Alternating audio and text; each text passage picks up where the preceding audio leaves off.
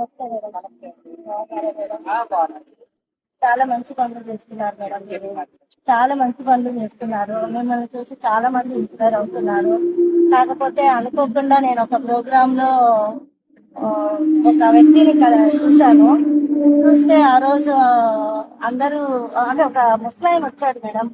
వచ్చి ఆయన అన్నం తినడానికి ప్లేట్ తీసుకున్నాడు. ఒక చేత్తో కట్ట పట్టుకున్నాడు, ఒక చేత్తో ప్లేట్ తీసుకున్నాడు.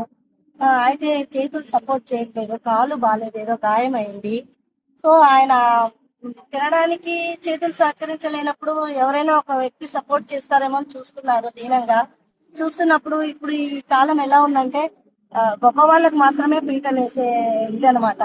సో ఆయనకు అందరూ వెళ్ళు వెళ్ళు అని అంటున్నారు. ఆ టైంలో ఆయన వేసిన అంటే డ్రెస్ అప్ చూసి కూడా వాల్యూ చూసి చేశారు. ఆయనను వెళ్ళు అంటున్నారు. నాకు అప్పుడు మీరు మైండ్ లోకి వచ్చేసినారు.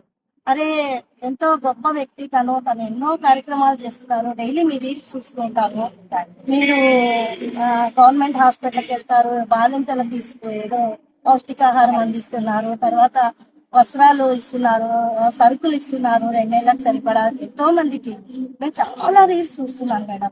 ప్రతి రోజు అనిపించింది నాకు, అరే మనం ఎందుకు ఆ క్షణాన నాకు మీరు గుర్తొచ్చారు.